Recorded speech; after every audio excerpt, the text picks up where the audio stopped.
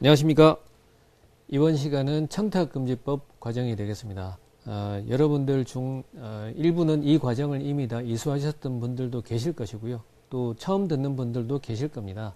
어쨌든 처음 들으시는 분들은 좀 침착하게 잘 끝까지 경청해 주시면 감사하겠고요.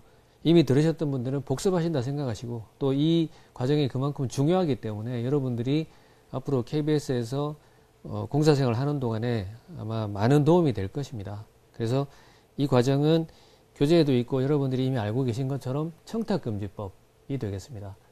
풀네임은 저 위에 작은 글씨로 보이실지 모르겠는데요. 부정청탁 및 금품 등 수수의 금지에 관한 법이라고 되어 있습니다. 세칭 김영란법이라고 나오죠. 김영란 당시 국민권익위원장께서 발의해서 입법에까지 이루어졌기 때문에 김영란법이라고도 합니다. 자, 하나하나 살펴보시겠습니다. 자, 이 법은 최초의 논의는 이제 2010년 초반에 나와 있는 것처럼 정부 법안으로 국무회에서 의결이 됐습니다. 그리고 최초 법안의 이름은 공직자의 청탁수수 및 사익추구금지법이었고요. 2012년 8월 22일에 입법여부를 거쳐서 2013년 7월에 정부 입법안으로 국무회에서 수정 의결이 됐습니다. 그래서 당시에는 부정청탁금지 및 이해충돌방지법이었는데요.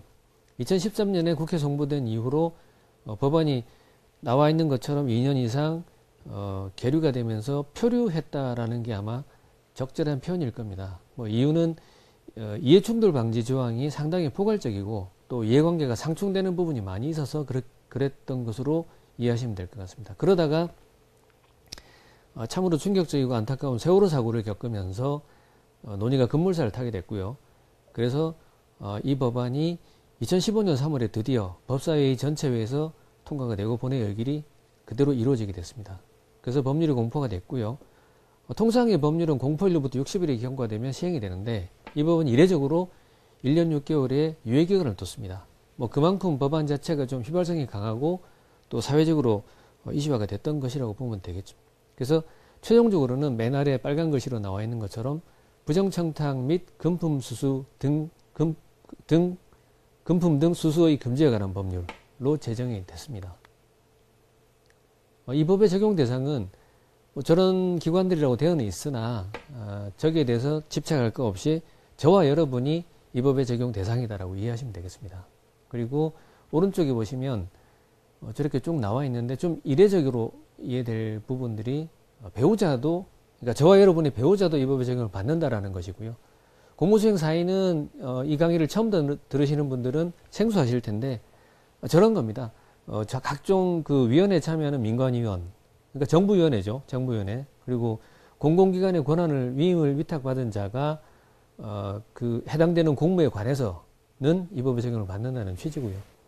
예를 들면 공인회계사님이 국토부의 국토균형발전위원회 위원으로 참여하실 경우, 그런 경우에 본인이 수행하는 위원으로서의 직무에 관해서는 이 법의 적용을 받게 된다는 취지로 이해하시면 될 것 같습니다. 그래서 만약에 여러분들이 나중에 이제 우리 회사에서 지위가 높아지시고 임원을 하시고 그럴 경우에 민간위원회에 파견되시게 된다면, 그러니까 은퇴하신 뒤라도 그럴 경우에는 이 법의 적용을 이어서 받으신다는 취지입니다. 주요 내용은 대단히 간단합니다. 크게 저렇게 청탁하지 말라는 것과 돈 받지 말라는 겁니다. 사실은 우리가 이미 유치원 때부터 대체로 다 저런 내용은 익히 들어왔죠. 그리고 청탁이라고 하는 것 자체가 약간 가치 내재적인 용어이기도 합니다. 뭔가 약간 부정적이고 뉘앙스가 좀 그렇지 않습니까? 어쨌든 구체화하기 위해서 부정청탁을 하지 말라는 취지로 못을 박아놨고 금품 등 그 금품은 여러분 알고 계시는 그대로입니다. 그런 것들을 받지 말자는 것이고요. 그리고 이제 아직은 소요가 없으실지 모르겠지만 나중에 연차가 차시면 여러분들은 각종 외부기관 단체 또는 학교 등에서 강의 요청을 받으십니다. 그런 경우에 그 외부 강의를 나가실 경우에 이제 사전에 신고 의무가 있으시다는 것과 그 외부 강의를 통해 받으시는 사례금이 제한이 있다라는 정도를 이해하시면 될 것 같습니다. 그게 핵심입니다. 그래서 음영이 되어 있죠. 저렇게 두 가지로. 자, 보시면 무기계약직, 연봉계약직 쭉 저렇게 있는데요. 이게 그 일 수도 있고 아닐 수도 있다라는 취지이기 때문에 여기에 대해서 표시를 하지 않았는데요. 무기계약직, 연봉계약직은 계약 주체에 따라서 달라집니다. 무기계약직이고 연봉계약직이라 하더라도 공사 사장님과 또는 공사 사장님의 권한을 위임받은 부서장과 계약을 체결한 분들은 이 법의 적용을 받으시는 거고요. 왜? 우리 회사 근로자시니까. 인턴 단기 근로자는 역시 마찬가지입니다. 계약 주체가 누구냐에 따라서 달라집니다. 계약 주체가 공사인 경우에는 당연히 적용 대상이시고요. 공사가 아닌 경우도 있습니다. 그런 경우에는 적용 대상이 아니십니다. 프리랜서는 당연히 프리하시니까 아닌 것이고요. 이제 용역계약자라는 것이 좀 이해가 안 되실 수도 있는데, 파견 근로자라고 하지 않습니까? 파견 근로자의 경우에는 근로자가 공사 근로자가 아니시잖아요. 그래서 그분들은 이 법의 적용 대상이 아니십니다. 아까 말씀드렸던 공직자의 배우자는 적용 대상인데, 다만 나중에 다시 설명할 기회가 있겠지만 그 공직자가 수행하는 직무와 관련해서만입니다. 공직자의 수행 직무 범위 내에서 배우자도 적용을 받으신다는 것이고요. 계열사는 KBS 계열사가 많이 있습니다. 알고 계신 것처럼 여러 개가 있는데요.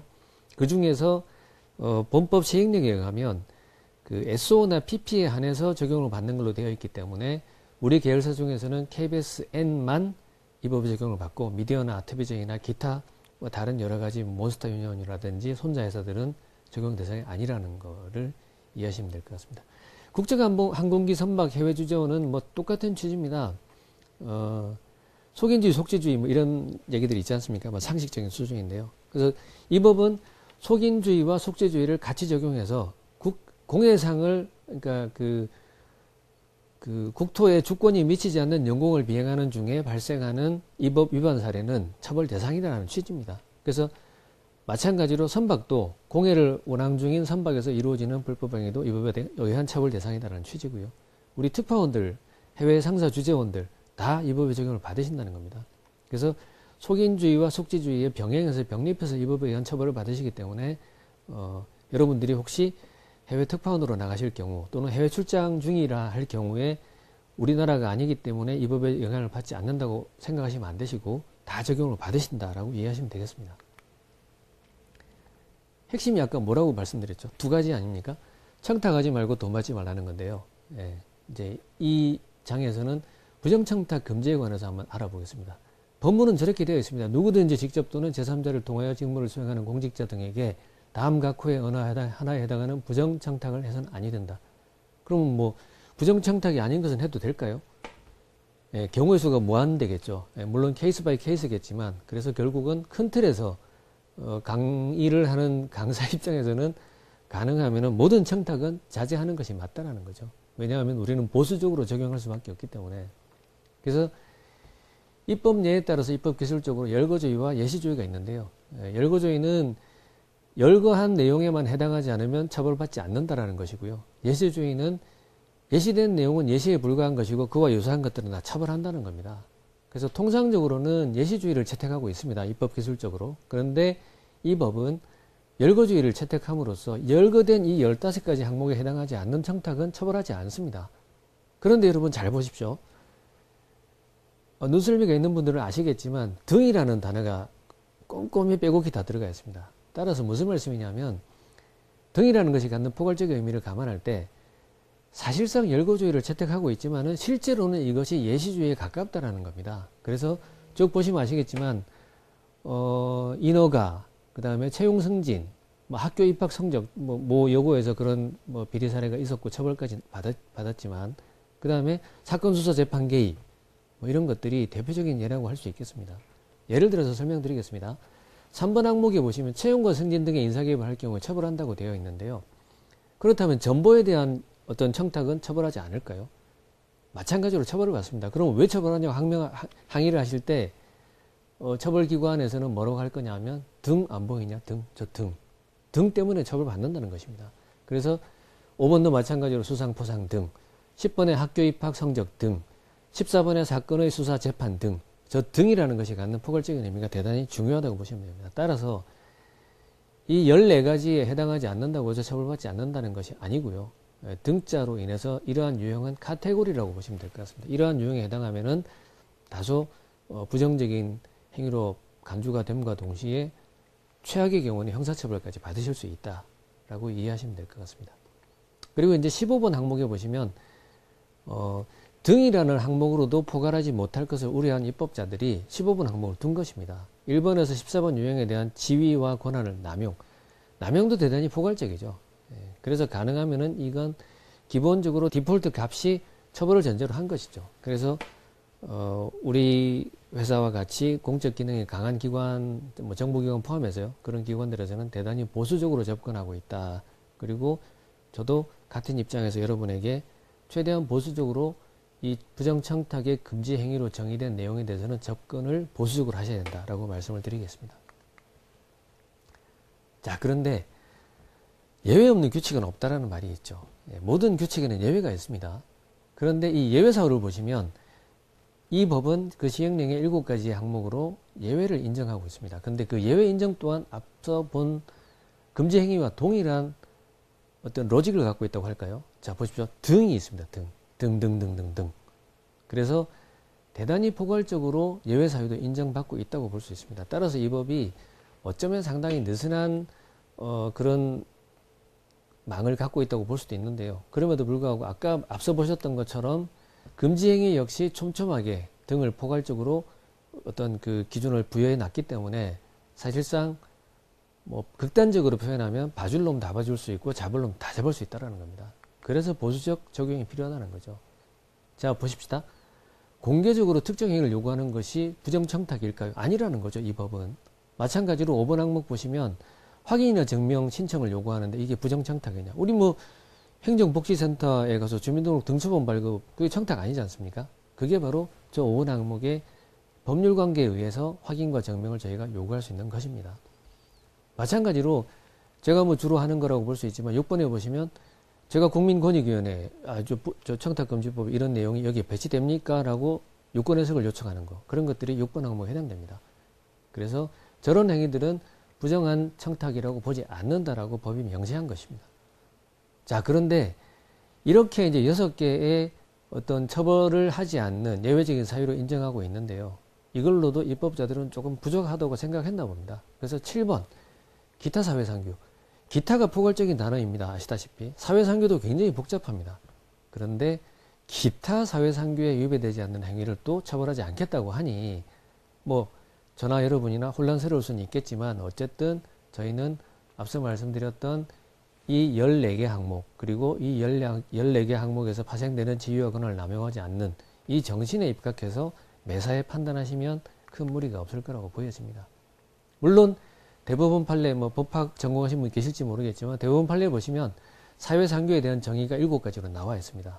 뭐 관심이 있으시면 요청하시면 제가 찾아 보내드리겠습니다.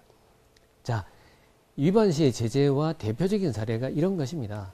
보시면 아시겠지만 뭐 KBS 시험 봤는데 잘 좀 봐주세요. 삼촌이 뭐 KBS 뭐 인사국장님이시다. 그런 경우에 자, 이런 플로우로 이루어지는데요. 왼쪽에서부터 오른쪽으로 처벌 수위가 정해지는데 맨 왼쪽은 가장 1,000만 원의 과태료.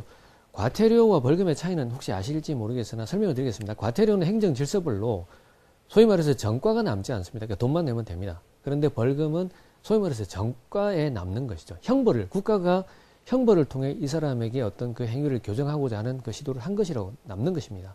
그래서 자, 여기서 저와 여러분이 어디에 해당할까요?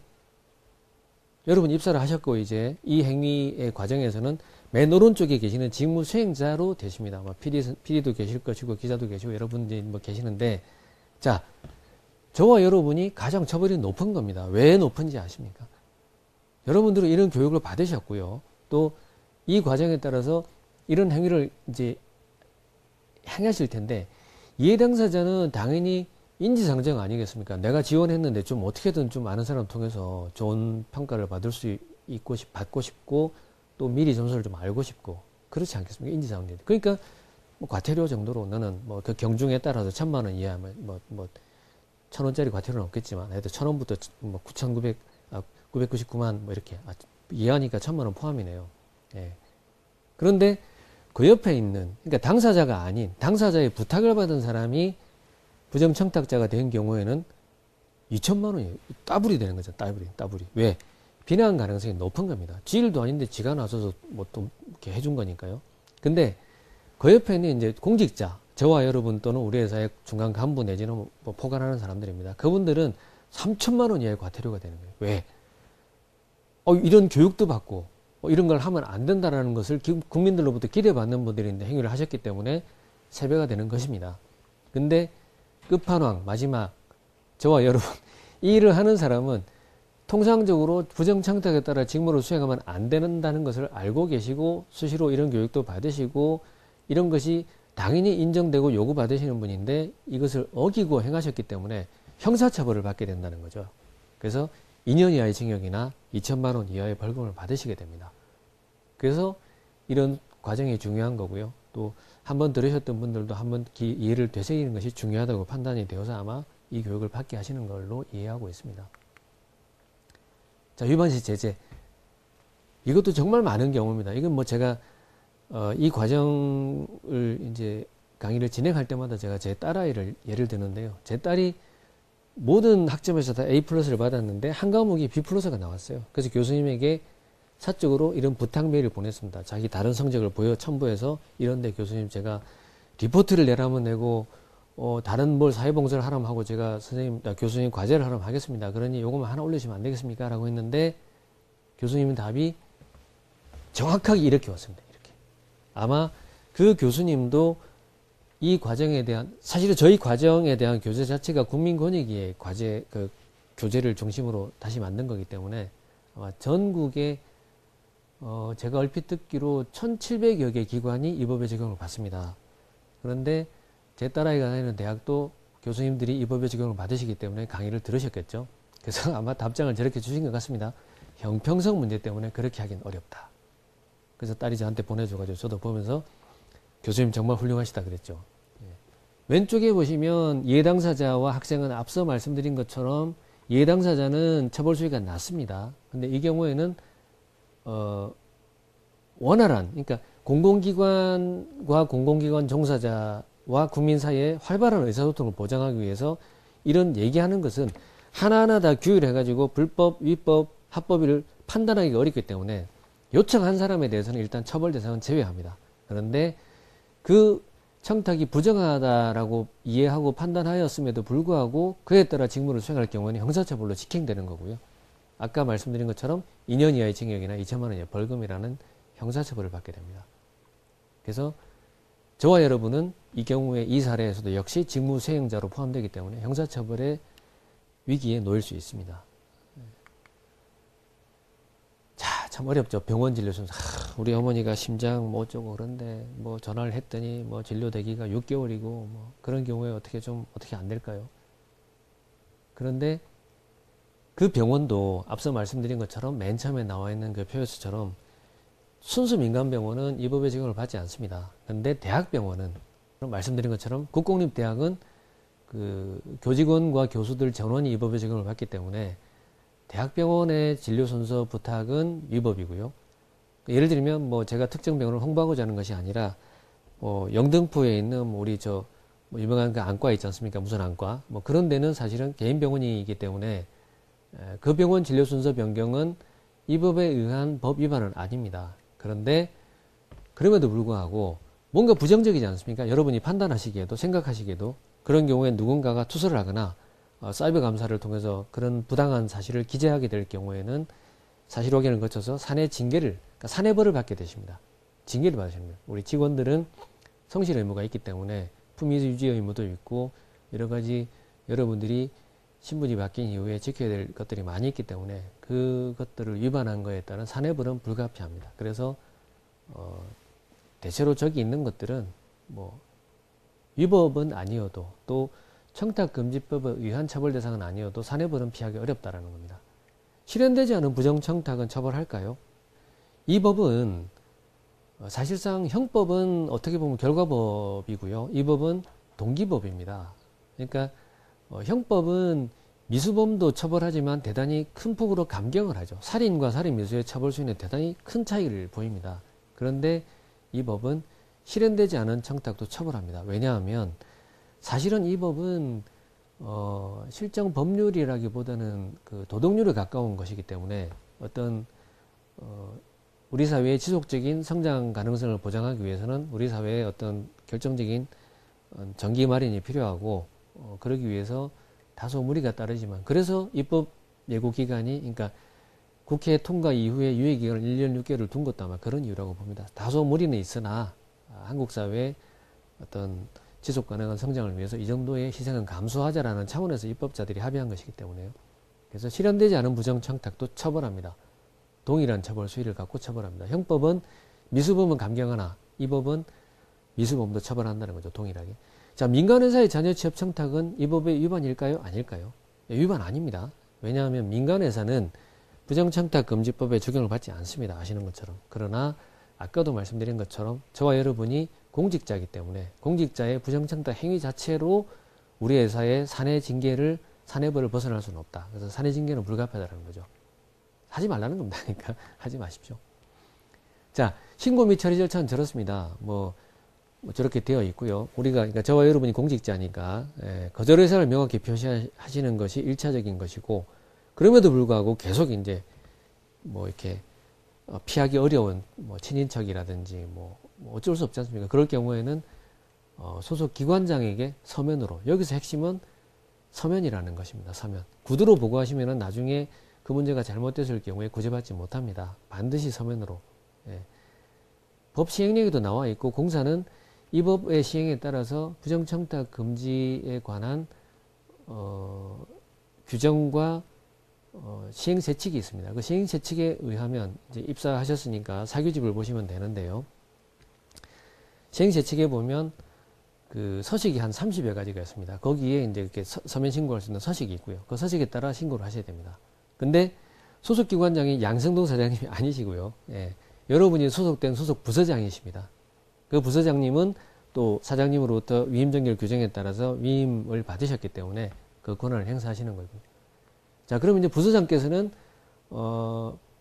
그 신고를 받고 판단할 때 수사 필요성이 있을 정도의 중하고 규모가 크다. 그럴 경우는 수사기관 통보를 결정하게 되고요. 물론 부서장님이 하시는 게 아니라 또 그분의 보고 경로에 따라서 이제 올라가시겠죠. 그리고 주요 내용을 기록 관리하면서 필요할 경우에는 우리 홈페이지에 공개하게 되어 있습니다. 이 법이 시행된 이래로 아직까지 우리는 KBS는 이와 관련한 공개된 사건은 없습니다. 그리고 이럴 경우에 회사는 부서장님들은 그 해당 직원의 직무 참여를 일시 정지하거나 또는 직무 대리자를 지정해서 이분을 그런 위법 행위로부터 보호를 하게 됩니다. 그리고 그래도 안 될 경우에 어쩔 수 없을 경우에는 정보 조치를 하게 되어 있습니다. 물론 아직 한 번도 직무 참여나 직무 대리 지정이나 전부 행위는 없었습니다. 자, 이게 중요한 겁니다. 세 번째. 돈 받지 말라는 거죠. 금품 등의 수수 금지. 예. 돈 받지 말라, 부정한 돈 받지 말고 상식 아니겠습니까? 근데 그럼에도 불구하고 왜 이것이 입법으로까지 강제되느냐 하면 워낙 사회에서 일상적으로 빈번하게 금품이 오갔다는 거죠. 예. 그래서 이 금품이 오가는 행위에 관련해서 이렇게 청탁금지법 제8조에 금품 등 수수 금지라고 적시를 했고요. 핵심은 이겁니다. 직무와 관련해 8조 2항 직무와 관련하여. 그러니까 내가 수행하고 있는 직무와 무관한 경우에는 나중에 나오지만 예외 조항에 따라서 식사도 하실 수 있고 뭐 선물도 받으실 수 있습니다. 그런데 직무와 관련한 경우는 이렇게 찬물 한 잔도 안 된다는 거죠. 그리고 앞서 말씀드린 바와 같이 배우자는 그 배우자의 직무와 관련해서 저를 기준으로 말씀드리면 제가 하고 있는 일과 관련해서 어떤 그 부정한 청탁이나 부정한 금품이 오갈 경우에 우리 집사람이 형사처벌을 받을 수 있다는 거죠. 그런데 또 사실은 애매하겠죠. 어디까지가 직무와 관련한지 아닌지. 물론 그런 경우에는 1차적으로 소속기관의 어떤 감사부서가 판단을 하고요. 2차적으로 수사기관이 판단합니다. 수사기관은 또 경찰이 있고 검찰이 있죠. 검찰이 불기소하거나 기소할 경우에도 법원을 통해 구제받을 수 있는 절차가 또 있습니다. 물론 법원도 3심제죠. 대단히 복잡합니다. 그래서 통상적으로는 어떤 법이 시행되고 나면 그 법 시행에 따라서 인신에 대한 어떤 형사처벌이 이루어지기 때문에 한 5년 정도가 걸립니다. 대법원 판례로서 확정이 되려면. 그래서 2016년 9월에 이 법이 시행됐으니까 17, 18, 19, 20, 21 이제 뭐 좀 판례들이 좀 생기곤 있습니다. 뭐 아시는 것처럼 나중에 또 인용하겠습니다만은. 그래서 돈 받지 말라는 건데 돈 받지 말라는 거에도 저렇게 기준을 명시를 해놨습니다. 그래서 직무 관련성이 있는 금품은 무조건 받으시면 안 되고요. 직무 관련성이 없다 하더라도 1회에 100만 원을 초과하거나 매 회계연도 공사는 1월 1일부터 12월 31일이니까 1년에 300만 원을 초과할 경우에는 직무 관련성이 있든 없든 처벌한다는 겁니다. 왜 그럴까요? 뭐 우스갯소리로 100만 원짜리 다발은 돈띠가 있지 않습니까? 예. 은행에 출납 여직원이 도장을 찍어서 돈띠를 말아서 주지 않습니까? 그래서 그 돈띠가 있는 돈은 받으면 직무 관련성이 없더라도 처벌한다는 겁니다. 나누어 받으면 어떨까요? 나누어 받더라도 회계연도를 기준으로 300만 원이니까 뭐 나누어 받으시면 뭐 300만 원만 안 넘으면 또 이 법에 의한 처벌을 안 받을 수도 있겠다고 생각하실지는 모르겠으나 사내 징계는 받겠죠. 예, 그 받은 금품의 성격에 따라. 또 하나 또 눈치 빠르신 분들, 이게 왜 3년이 하고 3천만 원이야? 아까 2년이 하고 2천만 원이더니? 그건 우리 사회가, 그러니까 입법자들이 정한 것이긴 한데, 그분들도 결국은 국민정서와 사회 상규에 따라 정하신 거니까, 우리 사회가 부정한 청탁을 받아서 일을 한 것보다 돈을 받고 일한 걸 더 나쁜 놈이라고 본다는 거죠. 그래서 법률 용어로 비난 가능성이라고 합니다. 비난 가능성이 훨씬 높기 때문에 돈 받고 일해준 거에 대해서는 형사처벌 수위가 50% 가중이 되는 거죠. 금품의 종류, 뭐 다 아시지 않습니까? 상식 아니겠습니까? 근데 보십시오. 얼마나 철저하고 꼼꼼하고 촘촘하게 나름대로 열심히 만들었냐 하면 쭉 저렇게 나옵니다. 금품, 유가증권, 부동산, 물품, 숙박권, 회원권, 입장권, 할인권, 초대권, 관람권, 부동산 이라고 해놓고 끝에 또 등이 있지 않습니까? 등. 근데 그 등도 못 믿어서 뒤에다가 그 물건 이 입법자가 열거한 여기에다가 그것들의 사용권이라고 해놓고요. 또 그걸로도 모자라서 또 딴소리 할까봐 등이 또 있습니다. 또. 근데 더 웃기는 게 뭐냐면 거기다가 또 일체라는 말이 일체. 그러니까 중원보원한 거죠. 다. 어쨌든 받지 말라는 겁니다. 일체의 재산적 이익은 다 금품이라고 본다라는 거죠. 근데 더욱 웃기는 건 그 밑에 보시면 밑에다가 또 편의 제공도 금품 등으로 본다라고 또 선언을 하셨습니다. 그럼 이 정도면 사실상 빠져나갈 데가 없죠. 그런데 밑에 보십시오. 채무 면제, 취업 제공, 이권 부여 등 그 밖에 사실은 그거면 다 끝난 건데 거기다가 또 유형, 무형의 경제적 이익이라고 했습니다. 뭐 끝난 거죠, 이제 사실은. 하여튼 돈과 비슷한 모든 형태의 어떤 그 재화나 용역은 다 금품 등으로 본다라는 거죠. 빠져나갈 구멍이 없습니다, 이게. 자, 그런데 지금 저기 뭐 몇 줄이 있는데요. 저 몇 줄들은 사실은 2016년 9월 27일에 이 법이 시행되고 나서 한 달 정도 지났을까 10월 중순에 나왔던 5대 중앙 일간지의 사회면 기사 제목이었습니다. 그만큼 혼란이 심했다는 거죠. 근데 행간을 좀 읽어보실 것은 이 기사를 쓴 분들이 다 기자들이잖아요. 네, 기자들이 이 법의 적용을 받는다는 거죠. 당장 자기들이 불편한 거예요. 물론 저와 여러분도 마찬가지고요. 그래서 직무 관련성이 모호하다. 그리고 유권 해석도 권익위가 이랬다 저랬다 한다. 이런 비판을 했고요.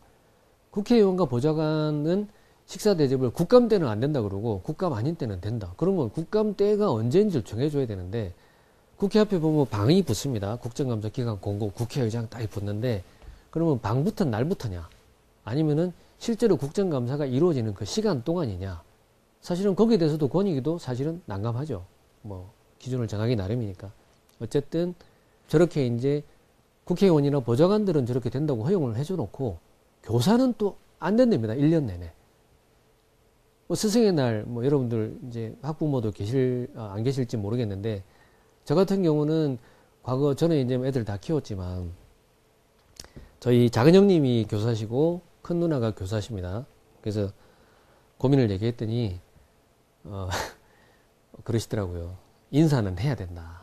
그래서 사실은 뭐 그 어두운 시절 저도 사실은 공범입니다. 그런 과정에 소위 말하는 촌지를 갖다 드렸던 적이 있습니다. 그런데 물론 한참 옛날이죠. 한참 옛날인데요. 그런데 이 법이 제정되면서 교사와 학생의 관계는 숨쉬는 시간도 직무 관련성이 있다고 본 거죠.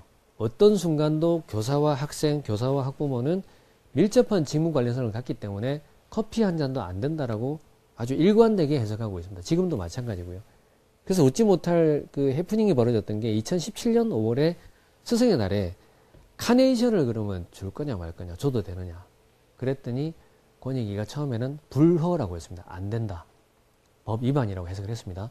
그랬더니 교원단체, 학부모단체, 무슨 뭐 유림 전부 다 군사부 일체인데 무슨 이게 선생님한테 카네이션 권익위가 감당이 안 되니까 그래서 해석을 바꿨습니다. 뭐라고 했냐? 교사 1인당 1개는 된다고. 1개. 그래가지고 이제 그러면 그 카네이션 누구 걸 받냐? 그러면 카네이션 한 송이 때문에 반원들이 다 돈을 내냐? 하여튼 그런 논란도 있었음에도 불구하고 어쨌든 권익위는 교사는 여전히 직무 관련성이 여전히 밀접하다고 봐서 물 한 잔도 안 되는 걸로 지금까지 일관되게 태도를 유지하고 있습니다.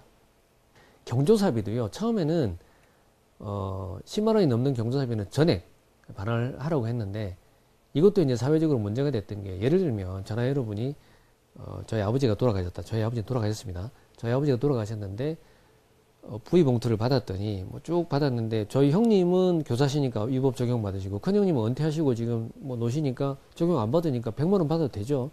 근데 받았는데 이게 누구한테 쏜 건지도 모르겠고 금액도 10만 원, 3만 원, 5만 원, 7만 원, 뭐 20만 원, 30만 원 그런데 이 법에 의하면 그래서 누군가가 질의를 했더니 최대 수취 가능한 부의금이 10만 원이니까 10만 원을 넘어서 부의금이 접수가 된 예를 들면 100만 원이 들어왔다 칩시다. 100만 원이. 그러면 제가 그 100만 원을 다 돌려줘야 된다고 해석을 한 겁니다. 권익위원회에서. 그랬더니 억울하잖아요. 제가 그분들에게 낸 축부의금이 있는데 사실은 그건 품앗이라고 우리 미풍양속으로 볼 수 있는 거지 않습니까? 그래서 억울하다. 그럼 내가 준 것만이라도 받자. 10만 원에도 받고 90만 원 돌려주면 안 되니? 라고 했더니 권익위가 그 부분은 뭐 합리적이라고 생각을 했는지 그러면 그거는 우리가 유권 해석을 정정한다 그러면서 초과분만 반환하라고 했습니다. 웃지 못할 일이죠. 그리고 이제 이것도 기자들과 관련되는 건데요.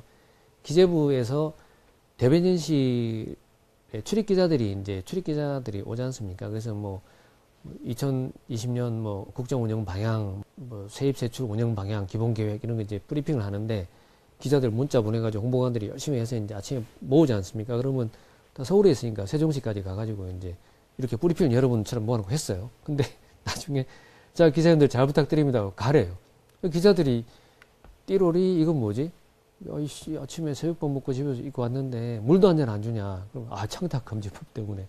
그래서 이게 이제 각 정부 부처 홍보관들이 이거 도저히 일이 안 된다. 그래서 이제 권익위에다가 정정을 요청했죠. 그래서 대변인실에 등록되어 있는 출입기자들에 한해서는 식사나 음료 제공을 시행령에 정한 3만 원, 5만 원 그 범위 내에서 하게 해달라고 요청을 해서 권익위가 처음에 버티다가 나중에 출입기자는 허용한다라고 또 유권 해석을 바꿨습니다. 어떤 문제가 생길까요? 출입기자는 아시다시피 사진에 등록이 되지 않습니까? 근데 등록 안 된 PD기자를 어떻게 해요? 그럼 갔는데 그 홍보관이 난감한 거죠. 이제 아니 우리 출입기자분들이야 뭐 등록돼 있으니까 가서 모시고 가서 3만 원짜리 밥을 사면 되는데 다큐 3일 제작진이 PD분하고 이제 작가가 왔는데 니들은 딴 데 가서 드시고 이런 현상이 생기는 거죠. 이제. 그래서 케이스 바이 케이스가 너무 좀 다양하다. 그래서 직무 관련성에 대해서는 좀 여지가 많이 있다라는 거고요. 그래서 음영 표시된 이 자료를 보시면 나와 있지만 직무 관련성에 대한 판단은 결국은 첫 번째 직무의 내용, 그 다음에 제공자와의 관계, 그 세 번째 수수 경위, 그리고 그 시기 등을 종합적으로 판단한다고 하고 있습니다. 무슨 말이냐면 결국은 유도리를 일부 발휘할 수밖에 없다라는 것이고요. 그리고 더 좀 재밌는 것은 재밌다는 표현이 좀 어폐가 있지만 과거의 직무를 포함한다는 것입니다. 그러니까 여러분 같은 경우에 굉장히 좀 민감하게 받아들이실 수도 있는데 KBS 입사하시기 이전에 다른 기존 직장에서 하시던 일과 관련한 행위를 KBS에서 만약에 그 전 관계자로부터 부탁을 받아서 이어나가실 경우에는 저조항에 걸릴 수 있다는 거예요. 과거 직무를 포함하기 때문에. 그러면 도대체 내가 나이가 50이 돼도 30대 했던 그 직무까지 포괄해서 내가 이게 대한 어떤 처벌 대상에 포함되어야 하느냐라는 억울함이 있을 수 있죠. 그래서 제가 정식으로 공직자윤리위원회에서 판단받은 것은 아니지만 통상적으로 우리가 유추해석을 한다고 하죠. 공직자윤리법에 따르면 공직자윤리법에 의한 공직자 재취업에는 최근 3년 이내에 수행한 직무와 밀접한 관련이 있는 산하기관 단체 재취업이 금지가 되어 있습니다. 그래서 그 조항을 원용해서 과거 직무는 통상 3년 정도로 보시면 된다. 그래서 여러분께서 KBS로 이제 입사하신 다음에 이전 과거 직무에 대한 어떤 그런 적용 가능성은 3년 정도가 경과하면 해소가 된다고 보시면 될 것 같습니다. 아직 저게 문제된 적은 없습니다. 예외 없는 규칙은 없다고 말씀드렸죠. 여기도 예외사유를 저렇게 7가지를 정해놨습니다. 그런데 또 눈치가 빠르신 분들은 이해를 하셨겠지만 등이 다 있죠. 등등등등등. 그래서 이러한 부분에 대해서 어떤 사회상규에 따라서 또 어떤 다른 기타 법령에 따라서 이것이 예외가 인정되는 경우가 있고요. 그래서 1번을 보시면 공공기관이 소속 파견 공직자들에게 지급하거나 상급 공직자가 위로 격려 포상 등의 목적으로 하급 공직자에게 제공하는 것품. 여러분이 입사하셨는데 사무실에 처음 가서 부서장이 회식을 해주세요. 그러면 밥을 사는데 부서장님이 사시잖아요. 그건 예외사유에 해당돼서 상급자가 하급자에게 위로나 격려 목적으로 제공되는 것은 무방하다는 거죠. 그래서 위에서 내려서는 얼마든지 뭐 얻어 잡수셔도 되고 뭐 주는 걸 받으셔도 되는데 이게 거꾸로 될 경우에는 처벌받을 수 있다는 거죠. 예, 그렇게 이해하시면 될 것 같습니다.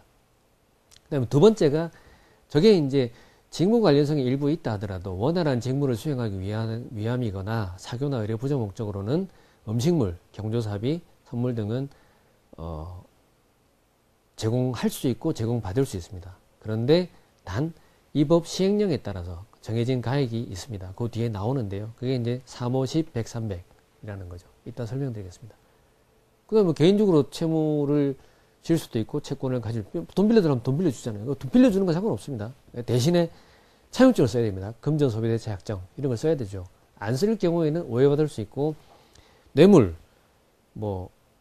이 사범들을 체포하고 나서 재판받을 때 18번이지 않습니까? 빌렸다.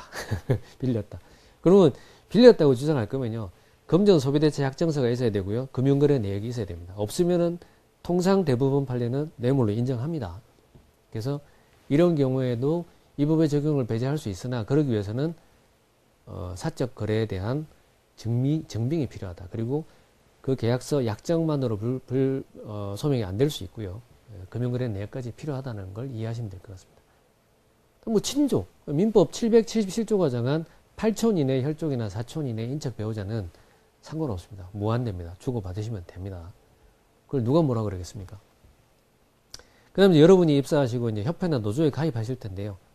가입하시게 될 경우 그 단체가, 그러니까 노조나 협회가 또는 동기회가 정한 기준에 따라서 여러분에게 잠바를 준다거나 신발을 준다거나 전혀 상관없습니다. 예외사로 명시가 되어 있습니다.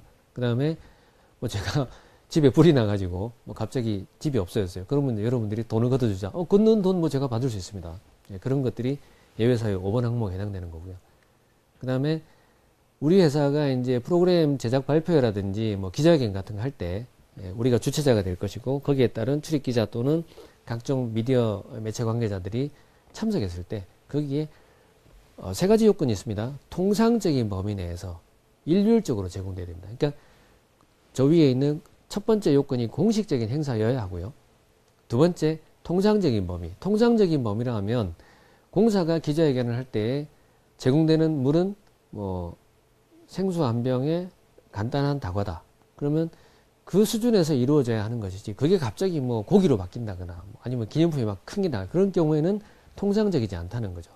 그 다음에 일률적이라고 하는 것은 A 매체, B 매체, C 매체 동일하게 제공이 돼야 된다는 겁니다. 예를 들면 유력일간지에는 등급이 높은 게 나가고 지방 언론사에는 예를 들면 좀 기념품이 낮은 게 그럴 경우에는 예외사유에 해당하지 않는다라는 거죠.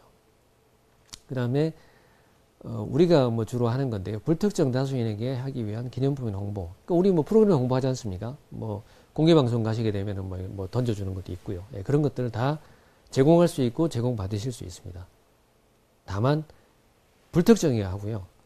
경영이나 추첨 이런 걸 통해서 일방적으로 제공받아야 됩니다. 사전에 약속이 되거나 그럴 경우는 안 되는 거죠. 그 다음에 항상 예외 없는 규칙은 없다라는 그 대전제에 따라서 예외는 다른 법령 기준 또는 사회상규에 따라 허용되는 금품은 또 가능하다.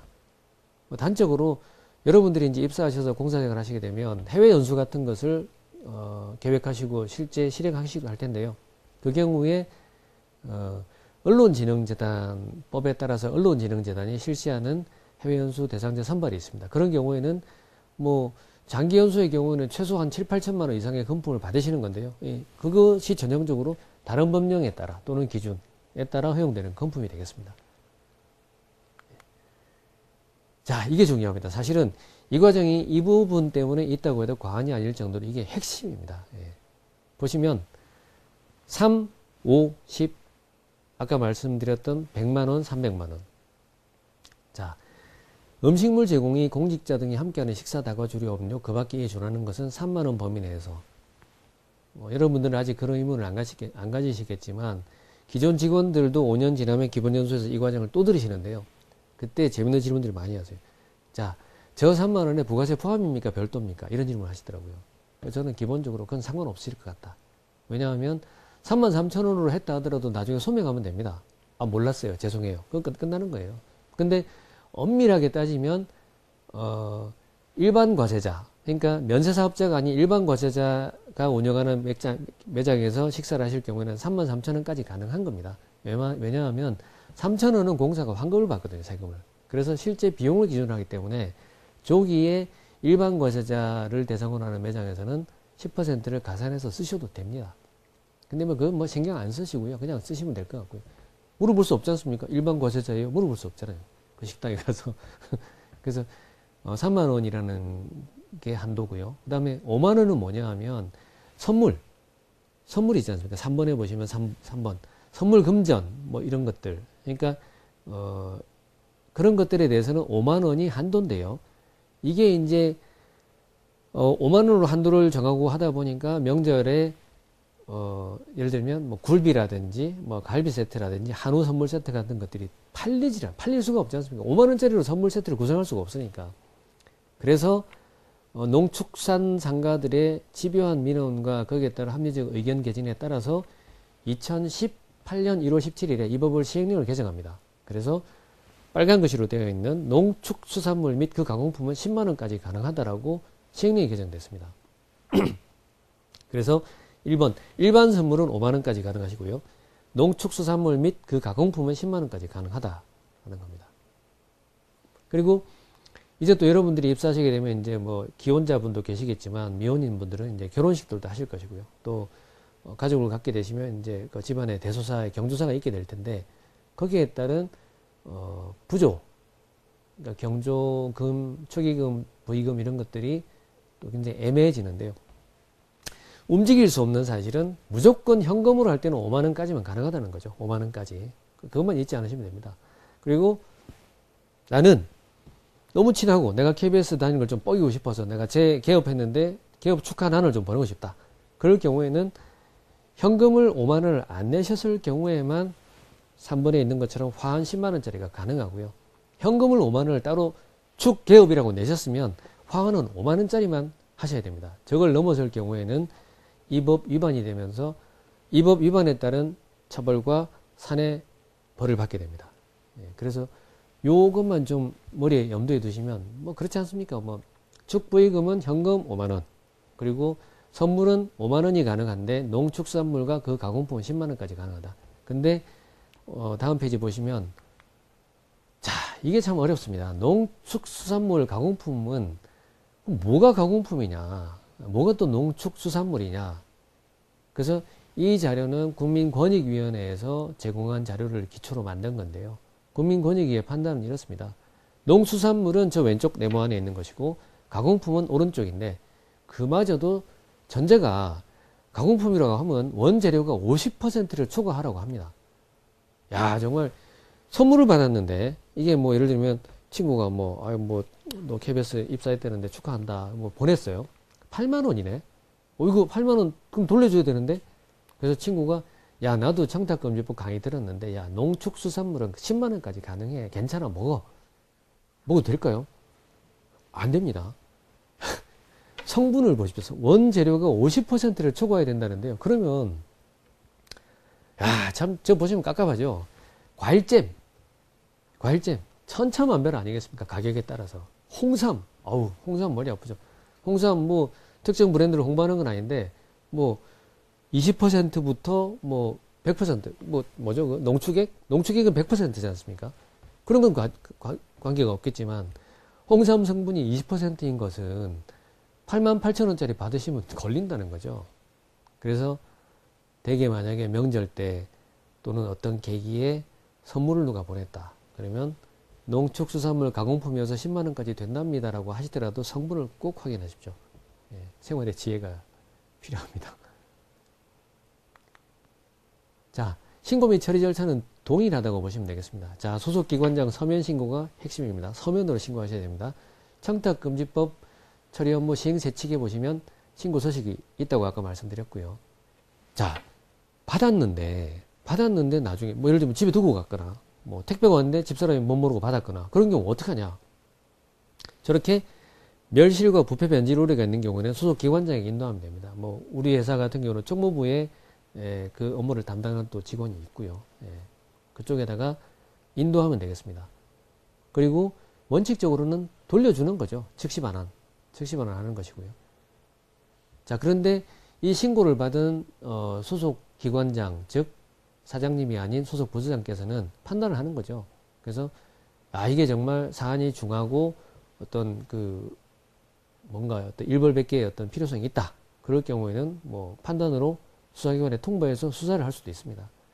조치사항은 청탁을 받았을 때의 경우와 동일하고요. 아직 뭐 아까도 말씀드렸듯이 직무 참여를 정지하거나 직무대리를 지정하거나 전보에 이런 사례는 없습니다. 우리 회사가 상당히 깨끗한 회사죠. 예, 여러분들 다 알고 계신 것처럼 사실상 청정구예로 보시면 되겠습니다. 여기는 되는 경우도 있고 안 되는 경우도 있습니다. 예를 들면 말씀드린 바와 같이 45,000원짜리 떡을 선물하는 것은 가능하죠. 왜냐하면 45,000원은요 선물 자체로 5만원 미만이기도 하지만 떡은 농축수산물의 가공품이기 때문에 10만원까지 가능하죠. 예, 그런데 저 경우는 왜 여기에 소개했냐면 과태료 9만원을 받은 사례입니다. 예, 뭐 춘천경찰서라고 알려져 있고요. 어떤 뭐 주치 남동자가 형사 입건이 돼서 경찰서로 이제 지구돼서 이첩이 돼가지고 유치장에 있는데 다음날 아버지가 그 유치감에 있는 친구 아버지가 찾아가서 아유 고생하십니다. 자, 이 떡 좀 드시고 가시죠. 그랬더니 형사가 아유 우리 이런 거 안 받습니다. 청탁금지법에 걸립니다. 아유 그래서 제가 영수증 가지고 왔는데 이거 45,000원이고요. 선물은 5만원까지 가능한데 떡이라서 10만원도 됩니다. 형사님 고생을 되십시오. 형사가 밤새 당직하고 피곤하죠. 그래서 그런 깁이다. 그거 드세요. 그리고 이 형사는 먹지도 않았대요, 진짜. 근데 그 아버님께서 이제 인사를 다 45도로 하면서 이런 자식은 앞으로 따끔하게 버릇을 고쳐주기 위해서 혼내줘야 됩니다. 그랬더니 형사가 아버지가 참 반듯하시다. 그래서 이제 이런 놈은 버릇을 가르쳐야 되니까 기소 의견으로 검찰에 송치를 한 거죠, 이제. 그래서 애는 풀려났는데 갑자기 재판이 회부됐다고 이제 오니까 아버지가 빡친 거죠. 아니 이 양반들이 떡까지 먹고 이런 식으로. 그래서 찌른 거예요. 형사가 떡을 받아 먹었다. 그러니 이 형사님이 소명을 다 하셨겠죠. 억울하다. 나는 떡 먹지도 않았다. 그랬는데 사실은 사실관계가 너무 명백하니까. 그래서 이런 경우에는 직무관리성이 밀접하지 않습니까? 그래서 물 한 잔도 안 된다라는 게 이 법의 정신이기 때문에 이분은 부득이 과태료 처분도 받으시고 자체 경찰서에 징계위원회 회부가 되신 걸로 뭐 선처를 받으셨겠지만 뭐 그런 사례입니다. 10,000원 상당 음료수 뭐 요즘 유명한 비타 뭐 음료 있지 않습니까? 그겁니다. 역시 선생님이 20,000원 과태료 받으셨습니다. 아시겠죠? 왜 그런지. 학생 진로 상담을 하는데 학부모가 가서 내밀었더니 청탁금지법 괜찮습니다. 5만원까지 그런가? 드세요. 교사들이 지나가면서 하나씩 먹었어요. 근데 나중에 학생부에 잘 못 써줬겠죠. 문제가 된 겁니다. 찌른 거죠. 그래서 이 법이 시행되고 난 이후에 제도는 받으셔도 됩니다. 저하고는 괜찮습니다. 이게 없습니다. 이제 사람이 늘 좋을 수는 없잖아요. 지금은 좋을 수 있는데 틀어지면 남만 못한 사이가 되는 겁니다. 사실상. 그리고 저와 여러분이 제3자와 이 법과 관련된 이슈에 휘말리게 될 경우에는 이해관계가 상충되기 때문에 제로섬이라고 보시면 돼요. 그래서 가급적이면 이 법과 관련된 이슈는 피하시는 게 최고다는 거죠. 그리고 여러분들에게 그러한 청탁을 하거나 어떤 은근한 위협, 압박 뭐 이런 것들로 내리꽂는 선배, 뭐 상급자 그런 분들에게도 제가요 부장님 기본 연수를 신입사원 연수 받을 때 제가 집체는 못했지만 동영상 강의로 들었는데 그 강사가 뭐 유머라는 사람이 이럽디다. 감옥 간대요. 그러시면 됩니다. 그분들 다 교육 받으셨거든요. 자, 그래서 나머지 사례는 뭐 시간 관계상 좀 넘어가는데요. 우리가 직접 관련이 있는, 그러니까 이 경우에 PDA의 고향 친구 공직자 B가 고향에서 B가 식사비를 결제했다. 이 경우에는 사회상규상 가능한 것으로 법원이 판단한 사례입니다. 그래서 이 경우에는 문제가 없는 것으로 해석이 된 거고요. 기자가 협찬품 받았는데 이거는 뭐 고루 배포했습니다. 전혀 문제 없었습니다. 모 지역 방송국입니다. 근데 저 지역 방송국 기자 A씨가 과태료 2천만 원을 받았습니다. 왜요? 협찬품을 받는데 약정서를 안 쓴 거예요. 그냥 아름아름으로 응응하고 협찬을 받아서 고루 나눴는데 나중에 근데 왜 문제가 됐겠습니까? 협찬품 1,000만 원을 준 사람이 그걸 왜 줬겠어요? 뭔가 궁한데가 생겨 준 거지 않습니까? 근데 이게 민원이 해결이 안 된 거죠. 그러니까 저렇게 된 겁니다. 그래서 여러분들도 프로그램을 하시게 될 경우에 뭐 간접 광고라든지 아니면 자막 고지가 됐든 프로그램 제작 협찬이 됐든 하시게 될 경우에는 반드시 정해진 절차에 따라서 협찬 약정서를 쓰시고 편집에 가셔야 됩니다. 그냥 아름아름 하시면 안 됩니다. 국립대 교수는요. 저게 좀 애매하고 난해하고 저는 참 개인적으로 양심에 따라 납득이 잘 안 되는 사례인데 저 700만 원 골프채를 선물했는데 문제가 없다고 판시를 했는데요. 문제가 없다는 그 판시의 근거가 뭐냐면 퇴직에 이르는 그 교수님이 한국 의료산업에 발전하기 위한 공이 크고 교수의 연봉에 비할 때 700만 원은 소액이다. 그리고 그 700만 원의 상당의 골프채가 제자들 20여 명이 객출했기 때문에 개별 금액을 할 때 소액이어서 뭐 이번 어쩌고 블라블라 해가지고 하여튼 이번에 한해서 이 사례는 뭐 책임을 묻지 않는 것이 사회상규 합치된 이런 식으로 해서 그냥 털었던 사례고요. 아까 제가 모두에 말씀드렸죠. 걸면 다 걸 수 있고 바치려면 대치로 다 봐줄 수도 있습니다. 근데 그 역시도 이제 법관의 어떤 조리나 어떤 대법원 판례라든지 우리 사회상규라는 게 있지 않습니까? 거기에 비춰서 판단하시면 될 것 같고요. 우리가 직접 밀접한 관련이 있습니다. 음악회 초대권. 자, 이제 KBS 입사하셨죠. 민원 많이 들어옵니다. 뭐 열린음악회, 뮤직뱅크, 뭐 유희열, 뭐 그런 것들이 있을 텐데요. 저게 전부 다 여러분들이 해보시면 아시겠지만 비매품이라고 되어 있습니다. 금액이 없습니다. 그런데 사건이 되고 문제가 되면 다 금액으로 환산을 합니다. 뮤직뱅크 어떻게 환산할까요? 아이돌이 7팀이 출연한다고 칩시다. 아이돌 한 팀이 2시간짜리 개별 콘서트를 할 때 받는 입장료 통상 10만 원이죠. 그러면 곡당 단가가 나옵니다. 그 사람들이 나와서 부른 곡 곱하기 하면 금액이 당연히 5만 원을 넘죠. 농축수산물 아니니까 10만 원 안 되지 않습니까? 그러면 처벌 대상이 되는 겁니다. 집에서 식사 접대도 안 됩니다. 저것도 환가를 합니다. 환가. 집에서 내가 아무리 정성껏 준비를 하더라도 된장찌개 1,000원, 뭐 군만두 4,500원 다 계산해 가지고요. 1인분 환산한 다음에 직무관리상이 없거나 있다 하더라도 사회상규상 필요한 점이 인정된다 하더라도 3만 원 넘으면 안 되잖아요. 그렇게 해서 처벌받습니다. 자, 이 내용은 다 사건이 되어서 처벌을 받거나 처벌받지 않은 경우인데 45,000원, 만원 처벌받았고요. 고향 B가 식사비 10만 원 결제 처벌 안 받았고요. 협찬범 유치 이것도 처벌받았고요. 골프채 선물 처벌 안 받았고요. 음악회 초대권은 받는 경우도 있고 안 받는 경우도 있습니다. 집에서 식사 접대 당연히 받는데 3만 원 미만은 안 받습니다. 학교법인 이사장과 민간기업 이거는 뭐냐 하면 신분이 중첩되는 경우가 있어요. 지방대학의 경우에 지방대학을 폄하하는 거 아닙니다. 지방에 있는 대학들은 재단 이사장님이 종합건설사 회장님들 분들 많잖아요. 자, 그러면 그분이 그 지방 종합건설사 대표들 간의 회합에 나가서 골프를 쳤어요. 그리고 골프를 얻어쳤어요. 처벌받을까요? 받지 않습니다. 왜냐하면 그분은 사업체 사장 자격으로 나간 것이지 그 지방에 있는 대학 이사장으로 나간 게 아니기 때문에 그렇습니다. 마찬가지로 일회준단에 출연한 서울대학교 정치학과 교수님께서 일회준단에 나와서 토론한 경우에는 그 교수 자격으로 나왔기 때문에 그건 일정한 외부 강의 사례를 초과할 경우는 처벌받습니다. 근데 그러지 않고 뭐 오락 예능 프로그램에 출연했다. 그런 경우에는 이 법의 적용을 받지 않죠. 교수로 나온 게 아니기 때문에. 그렇게 보시면 될 것 같습니다.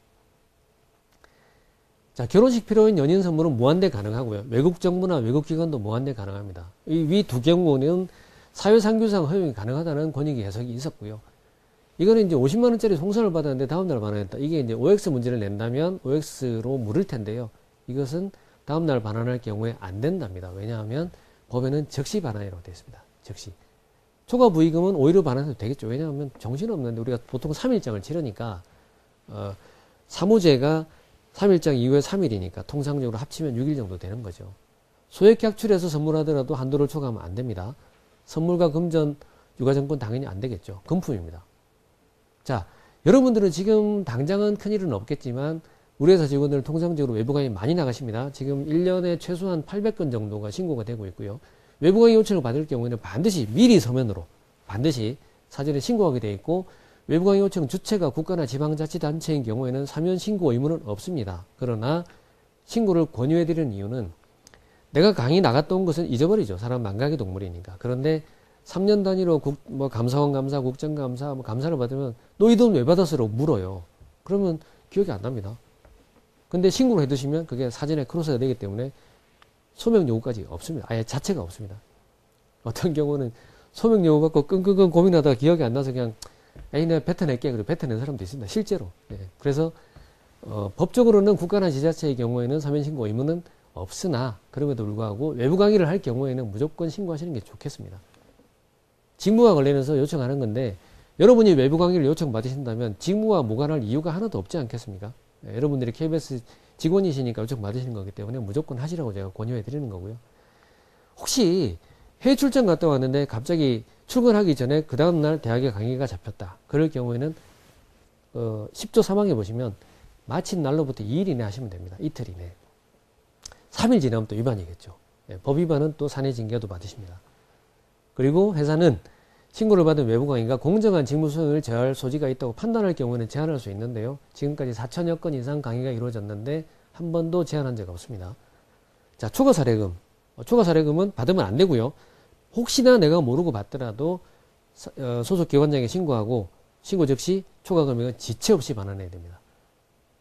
저렇게 되어 있습니다. 사전에 신고하게 되어 있고 초과 사례금 못하게 되어 있고요. 신고나 반환이 이루어지지 않을 경우는 500만 원 이하의 과태료 처벌을 받으십니다. 자, 상한액. 여러분 얼마까지 받을 수 있습니까? 회당 100만 원까지는 받으실 수 있습니다. 이것은 부정금품, 부당하게 받으시는 금품에서는 전혀 별도이기 때문에 상관없이 받으실 수 있고요. 10시간 강의하시면 1000만 원 받으십니다. 그런 경우는 없겠죠, 사실상.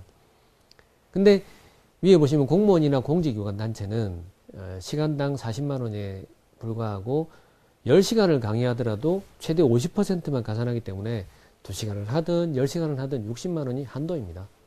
저것을 넘겨 받으실 경우에 이제 처벌을 받으시고 사내벌을 받으신다는 거죠. 그리고 기고도 포함되고요. 기고는 건당이고 외부 강의는 시간당으로 기준이 됩니다.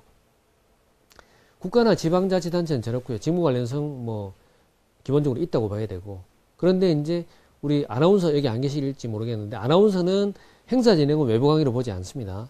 아나운서 행사 진행 관련 지침이 별도로 마련되어 있고 거기에 따라 이루어집니다. 시험 감독이나 시험 출제는 외부 강의 아니고요. 추천사도 외부 강의 아닙니다. 사례금이 없어도 신고하셔야 되고요. 앞서 말씀드린 바와 같이 정치학 교수가 이루어진단에 출연할 경우에는 방송 출연은 기본적으로 외부 강의이기 때문에 사전 신고하셔야 되고요. 또 우리도 드릴 수 있는 사례금 한도 내에서 출연료를 책정해야 됩니다. 이건 방송제작비 지급 규정에 정비가 되어 있습니다.